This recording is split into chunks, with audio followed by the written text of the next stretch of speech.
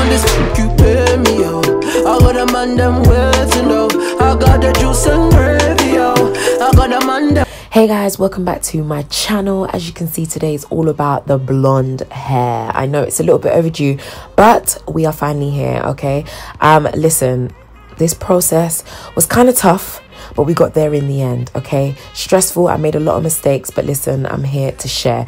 Anyway, you can see that I showed you all of the products. Do not worry, everything will be linked in the description box below. I used hair from Annabelle hair. Thank you so much for sending over the hair. There were 613 bundles in 22 inches, 20 inches, 18 inches, and an 18-inch closure. And as you can see here, I'm literally just mixing up some of the different products. Literally in one pot, the first pot, it was the dye, which I thought was brown. But listen, we're going to come to that in a second.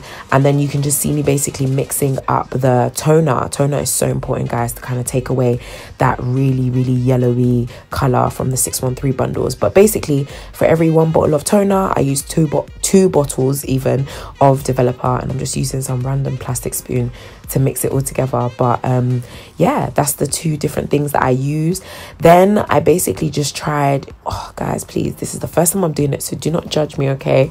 But I did my best, okay? I just knew that I had to be gentle, not press too hard to ruin the what's it called, the frontal. If you're the closure. If you're using a frontal, don't press too hard. I used the brush and I was being gentle with it. But yeah, as you can kind of see, this is when I started to notice that there was a problem, because why is this purple? But you know, when you're just sitting there hoping and praying to Jesus that he's gonna make everything okay, that's exactly what I was doing. So after I did you know, the top of the closure, I went on to the bundles, and later on my friend actually told me that I didn't have to do this to all of my bundles, but I did. Again, I'm a learner. Listen, just, you know, don't mind me. You don't have to do it to all of my bundles, but I was just worried that, you know, you'll be able to kind of see that the top was brown, but then the rest wasn't. That's why I did that. But anyway, here's me now washing everything out, and here's me really, you know, seeing that, no, for real, this hair is really purple. It's not a joke. This hair is really purple. But listen, your girl was just going with the flow anyway. I just washed it out with some warm water, and then straight after that, it was time for the toner. And I literally just, there's no technique to this. I literally just spread the toner over. You can, you know, put the toner all over the wig, even the bits that you dyed as well. So don't worry about that. It shouldn't transfer any color. So that's fine. And then after about 5 minutes, I just went to the sink, washed it all out, and then used some shampoo and conditioner. Listen, this shampoo and conditioner is from like Poundland, so literally £1. It's argan oil based shampoo and conditioner. The conditioner was finished, so I didn't actually have that much, but hey ho, life goes on. Anyway, to the actual construction of the wig. Okay, so I use this wig cap. Again, it's linked in the description box below, and I essentially just put it on my wig head. Shout out to Bay, who actually got me this wig head, thank you very much. And then I use some T-pins just to make sure that obviously the wig cap stays in place, because the worst thing you want to happen is as you're sewing on your stuff, the wig cap starts to shift. Now, as you can see, I'm taking the closure and I've pulled it just in front of the wig cap. Listen, I don't know why people do this, but you know, I was watching a YouTube video and following other people. They said I should do it, so I did, and it turned out good. So listen, it worked for me, worked for them, it'll work for you. So literally, as you saw, I just, you know, took some T-pins, pinned all that down, and then I'm just, yeah, came rowing that hair so it doesn't get in the way. Now let me just address why I'm using a straight needle rather than a curved needle. It's only because I couldn't find my curved needle at the time, but listen, it did the job. As you can see, all I'm doing is basically sewing one side. Okay, this is really important, one side and of the closure until I get to the middle, and then I go over to the other side. It basically just ensures that you don't get any like lumps and bumps in your closure, because who wants a bumpy closure? You want a closure that sits flat. Okay, and then obviously at the top it joins, you know, it joins together at the top. So yeah, it's just a good technique to use. Actually, it was really helpful for me. Now time for the most important part, the bundles. So obviously, again, T-pins holding it in place. Now, one thing about me, I didn't do all of this folding over. It was just too long, so I just cut off that weft, and every time I applied a new weft, I basically just joined it up to the next one and then moved the track up just a little bit, so that, you know, obviously you can see that I was gradually moving up the wig. But yeah, you can see me right now just connecting those two wefts together just so it's secure. My sewing technique is crap, and then the fact that it's a straight needle does not help. But listen, as I went on, I kind of got better-ish. But anyway, you're just working round and round and round until you can see, look, it's going to the crown of, you know, the wig. And as you start to get to the crown of the wig, you basically have to start putting the tracks across. So not round anymore, now across, to really fill up so that it kind of doesn't make one side thicker than the other, so that it's all balanced on each side. Now I did make a bit of a mistake, but I'm going to explain that to you in a second. But as you can see, this is the next day. I now have my curve needle and I'm getting closer and closer to that top part, and I'm just making sure I'm spreading out those tracks as much as possible, because who the hell wants a what's it called, a gappy wig? No one wants that. Okay, so again, I'm just using the T-pins, pinning it down, sewing it in. Same process, you just repeat it over and over again. Trust me, you guys will be fine. Now as you can see, I'm, you know, sewing on a small little weft onto the hair, because there should have been a gap in between to put one more track that basically connects the closure to the bundles. But yeah, I made a mistake somewhere somehow, so there was just enough space. There was kind of enough space, but there kind of wasn't. So you're gonna see how I'm gonna fix it in a second. But I basically filled it up the best that I could, then obviously cut off any of the excess. But you're going to see that toward near the front, there's basically still, you know, some gaps. So I went back and I basically just tried to fill in the gaps as much as I could. So as you can see, I took a little weft and I connected it to the closure and to the rest of the hair as well, just because again, you want it to be flat, you want it to be, you know, very, very nice, etc. As you can see on the other side as well, same issue. Look at it. Oh my gosh, it looks an absolute mess. That's embarrassing. I'm so sorry, guys, but listen, first time, okay? Second time, but haven't made a wig in years, so it doesn't count. But yeah, as you can see, I go back to trying to just fill in the gaps, because this is so close to the top that this is probably the part, you know, where, you know, if tracks were going to be seen, it would be seen here. So again, I just take that small weft and I literally just sewed it down so that it once again connected to the closure and to the hair. And as you can see now, it's completely filled up and I've sewn all around. And so yeah, look at it, guys. Obviously you can tell the hair is purple, guys. When I say to you, at this point I was shook. I didn't know whether I'll be able to fix it, but it's okay. I later on fixed it. I'll explain in a second. But I basically just went in with my straighteners, Y-Play straighteners that my sister actually got me for Christmas. A shout out to you, girlfriend. And I just started straightening the hair. And as you can see, there's a bit of a big gap in the hair. So all I did was take some hair from the bottom, one of the tracks at the bottom, and I just cut it out and I sewed it into that gap. Because like I said, who the hell wants a gappy wig? Certainly not me.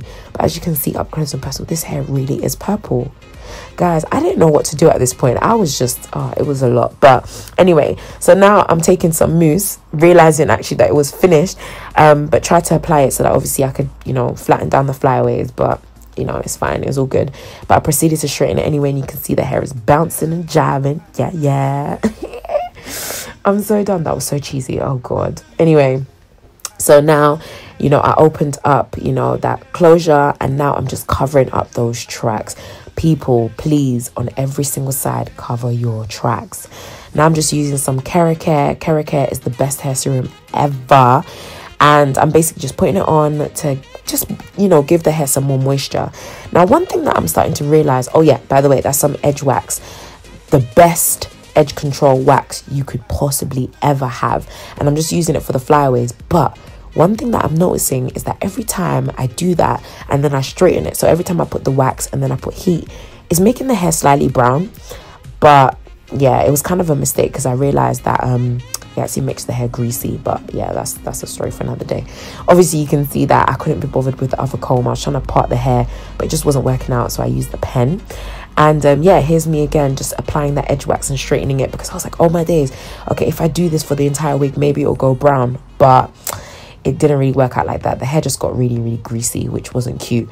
And as you can see, the hair is looking a bit of a mess. Like, what the flip is that? But it's okay, because still, we are going to fix it. Have faith, brethren, have faith.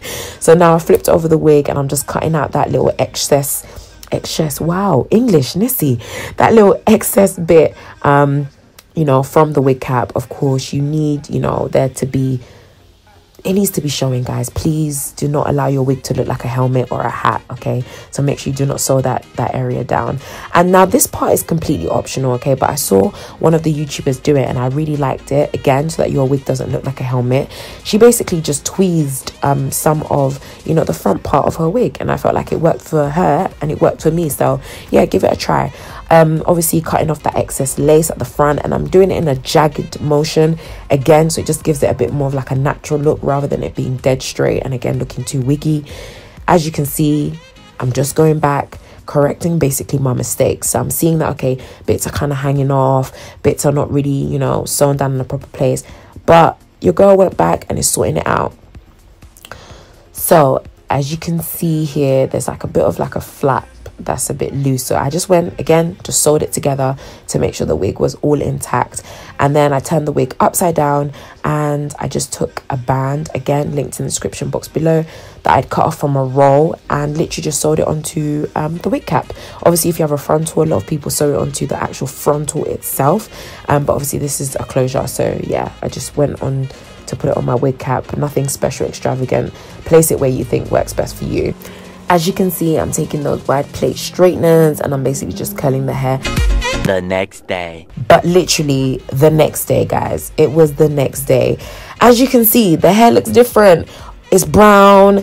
It looks better. I didn't bother showing the process because I basically did the exact same thing that I did at the beginning with the dye, but except I used this natural, what's it called, crazy color natural black dye. Okay, I actually realized that I had some left over from when I made my red wig, or when I dyed the blonde wig into the red wig, and I just happened to find it and I was like, oh my gosh, let me try it. It worked. I just went over all the purple bits and basically went over it with that dye and it worked. And now you can see it's nice and brown and the hair's looking fly and all of that, and a bag of chips. Guys, I made a lot of mistakes, but we got there in the end. Moral of the story, never give up. I'm on this you pay me, yo. I got a man them waiting, yo. I got the juice and gravy, yo. I got a man them waiting, yo, yeah, yeah. Oh my gosh. Oh my goodness. Oh my goodness. I can't believe I actually did this hair on my own. I did this hair. I went through the process. I cannot believe it. 2019, I'm coming for everybody's neck. I'm coming for everybody. Guys, okay, sorry. So guys, this is the completed look. I cannot freaking believe that I was even capable of constructing such a beautiful thing. You guys know me, you guys, you know, I'm sure those that have been following me for a little while will know just how rubbish I am at, I've always been rubbish at like hair, makeup. I've just never really been good at it, but it's only because I've never really tried. Like, I've never made the effort to try and do it and to do it well. You know, I'm improving on the makeup area. I'm really having fun with makeup. Like, I'm playing around with makeup, with eyeshadows. Like, even today, guys, I don't know if you guys can see that. It probably looks like trash, but I do not care. As you would have seen, and as I have already explained in the video, obviously off camera I did have to adjust a couple of things because, guys, I was not going to be rocking no purple hair. Like, I don't know about you, but I was not about to rock no purple hair, so I had to find a solution. I had to fix it, and I'm just so glad that I did. And it actually looks way better than I thought it was gonna be. Like, and I don't like it when, you know, when it kind of looks like the roots are kind of like one color and then it's literally just straight, and then the other colors, it looks more gradual. Like, I'm super proud of this work. Thank you guys so much for watching this video. Thank you so much for just following me as I did this hair. All the information for the hair will be again in the description box below. Massive shout out to Ali Annabelle Hair, who actually sent me this hair, which gave me the space to kind of play around with it and see what I could get. I don't want to take any more of your time. Again, happy new year.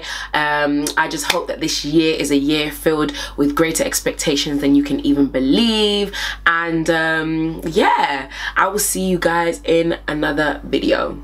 See you guys later. You pay me, yo. I got a girl them waiting, yo. Cause I got the juice and gravy, yo. I got a girl them waiting, yo.